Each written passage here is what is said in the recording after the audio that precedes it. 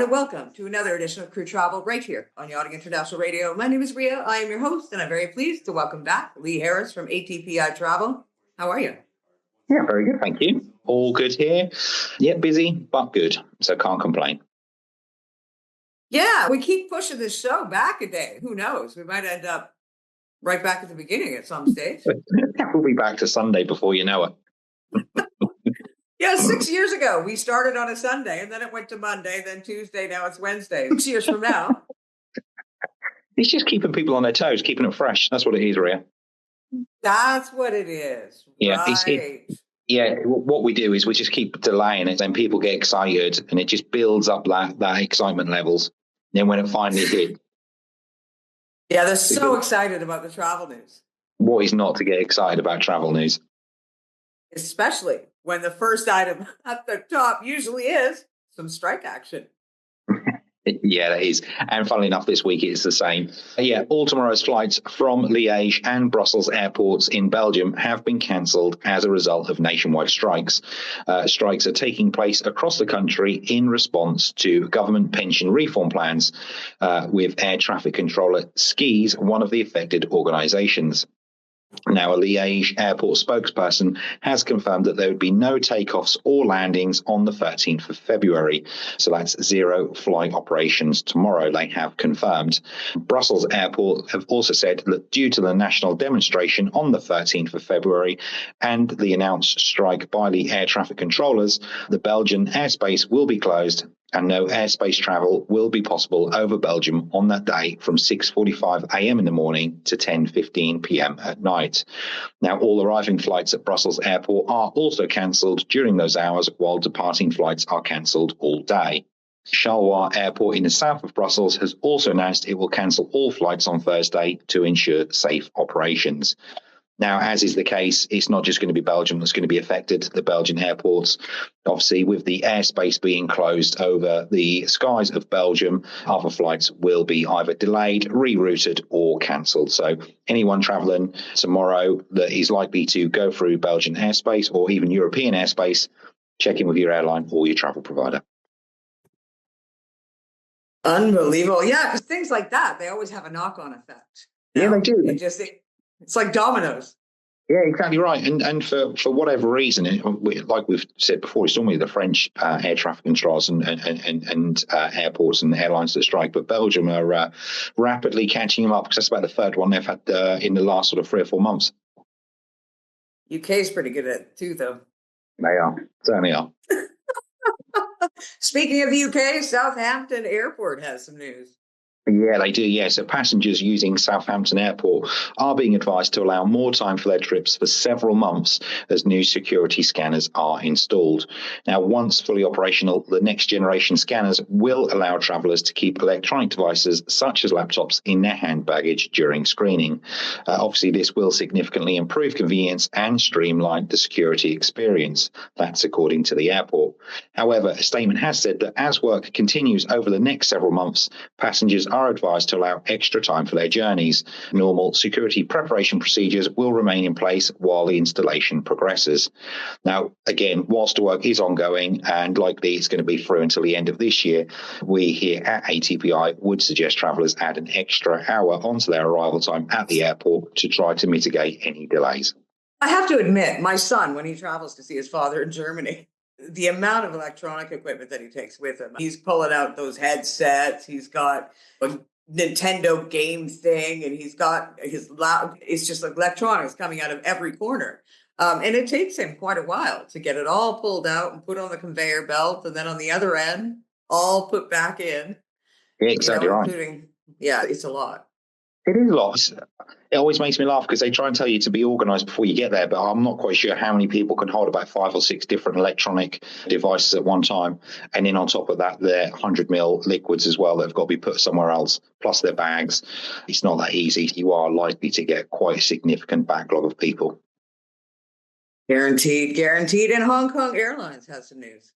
Yeah, so Sydney Airport is set to welcome its second Hong Kong-based carrier following Cathay Pacific, with Hong Kong Airlines to launch its inaugural daily services between Hong Kong and Sydney on the 20th of June 2025.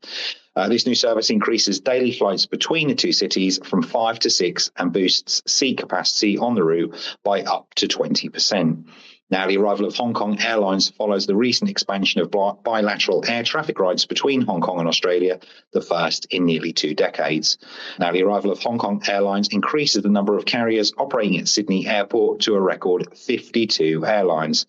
This gives crew travelling to and from the yacht more choice to decide best route and cost for their needs when travelling to and from the South Pacific. Wonderful. And carry-on luggage. Yeah, so a recent study has collated people's top tips for what to pack in your cabin luggage, essentially essentials to take on board with you when you travel. Now, while most items are obvious choices that the majority of passengers would pack, there are a couple on the list that I myself hadn't thought of or don't actually take with me. So without further ado, the top 5 items that people have said passengers should pack are as follows. Number 1 is quite an obvious one to start with, but a travel adapter. Handy, not just if you are to charge your devices on the flight, but obviously wherever you are traveling to. Also, number 2 is one I don't actually carry with me, which is a first aid travel kit. This one is one, like I said, I've never packed, but it can hold antibacterial wipes, plasters, and antibiotic ointment. Just remember, though, it has to keep under the 100 ml rule, otherwise it will be confiscated.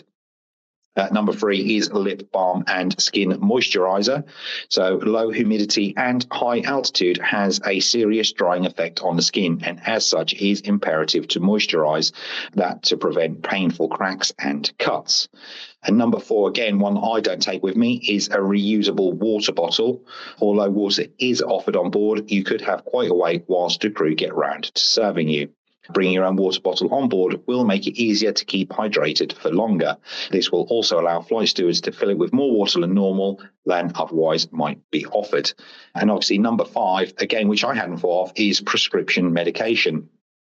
For any passengers who have and use prescription medication, these should never be placed in your checked luggage. If your checked luggage was lost, you could be without essential medication for a prolonged period of time. Obviously, in rare instances, it could be fatal if you don't have it. Those were the top 5, but other essential items that people were surveyed and mentioned were antibacterial wipes, obviously to wipe down surfaces which might not necessarily be as clean as you would like. Comfortable headphones, again, the ones that are given to you on board are not the best and probably not the cleanest, even though they say they're brand new. Snacks, gums, and sweets, that's to help the ears for when you land and take off. A light jacket, that's to keep the chilliness at bay, because the flights can get quite cold mid-flight, especially at that time. So if you don't want to use the blankets that are provided, make sure you take a light jacket. A toiletry bag, goes without saying, to keep your teeth nice and clean. You don't want to be breathing on people with your dragon breath. And finally, a power bank for electronic gadgets. That's especially if you're not using the in-flight entertainment. You want to make sure your electronic gadgets are fully charged for the duration of your travel, especially if you're on a long international flight. See, have you seen the passengers that we see flying nowadays? I think some of them even forget their trousers, let alone thinking about all the other stuff. I know, indeed. It's a bit of an eye-opener on some flights. Yeah, certain routes do attract certain people, shall we say. Not trying to sound too harsh at all, but it's true. So, yeah. But anyway, they are the top tips for what to take with you. And obviously your trousers, don't forget those. Yes, trousers are important. Do you know what? I'm going to be heading off to Canada at the end of August. And it's going to be something that I have to remember my kid. Yeah, don't forget your child either. I'm sure airport staff will remind you regularly if you do try and leave them behind. Yeah. Well, he does have a different last name than me, so I could maybe get away with it. You might just play dumb. Just play dumb. I know. Who's that? Yeah. No idea what you're talking about. Never seen him before in my life. And he's got a British passport, and I have a Canadian one. Come on. There you go. You've got an hour. Yeah, it'll be fine. Yeah. God, he would kill me if he listened to this. But he doesn't, so we're good. That's good. Lee, I want to say to everybody out there, if you have any questions for Lee in regards to travel, please do feel free to get a hold of him. All of his information is below this interview when it airs. And I want to say thank you for once again showing up like you said you would. 2 weeks in a row. Look at that. Wow. So excited. Let's see if we can make it free. You, though, you have to admit it is always you. Oh, it's always me. 100% is me. You are always here and on time, Rhea. I have been known to be 5 minutes late, and I've let you know why. You have, indeed. Yeah. Not 24 hours late like me. Anyway, once again, thank you. You've been watching another edition of Crew Travel right here on Yachting International Radio. My name is Rhea, and on behalf of Lee Harris and myself, we'll see you again next week.